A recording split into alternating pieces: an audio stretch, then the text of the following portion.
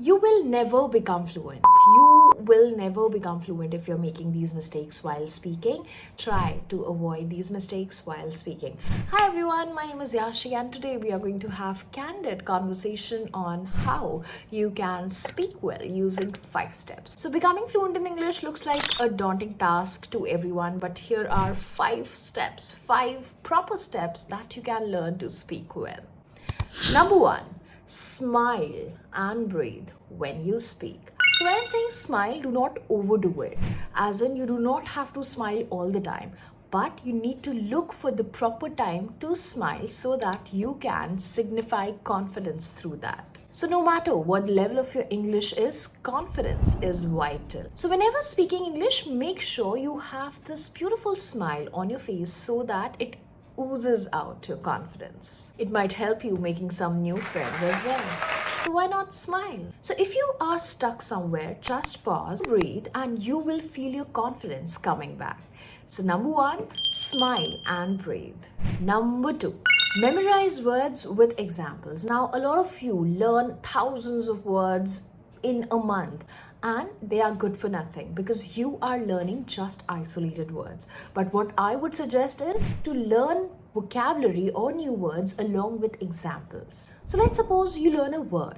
Now what I would suggest is go on Google, look for the word, research yourself, and look for ample examples available online.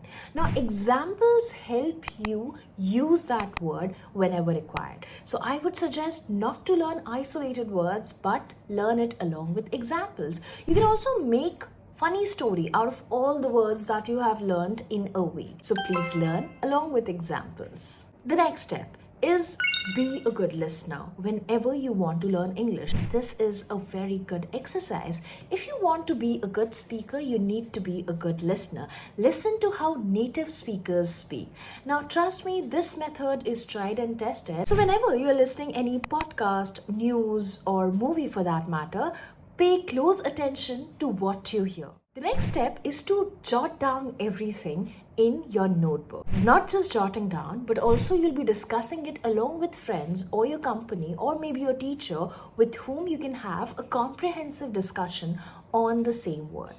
This discussion will help you retain these words for a longer period of time. So learning from real world will make your English more relevant and natural. So make sure you're listening and then learning. The next step, exercise your mouth muscles. Now, English has certain sounds that you do not have in your first language. And if at all you are learning English as your second language, you might have problem pronouncing them. So make sure that you're paying attention to details and also how to move your mouth while speaking. Practice speaking loudly at home and record yourself to make sure what you're doing is right. Exaggerate each sound or overdo it when you practice them alone. And you will find it easy to speak clearly in a normal conversation.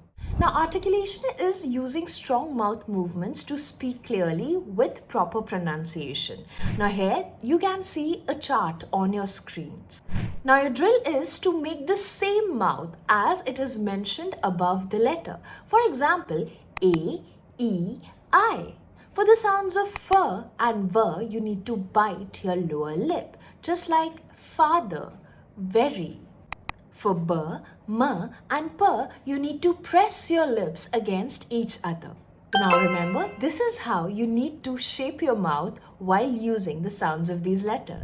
You can learn a lot from mimicking a native speaker. So choose someone whom you really like when he or she speaks and listen to them very carefully. Select a few sentences and start practicing them. Pay attention to the sounds of each syllable and which words are stressed. And the most important thing, no matter how much you practice, make sure that it is always fun and interesting so that you can redo it whenever required.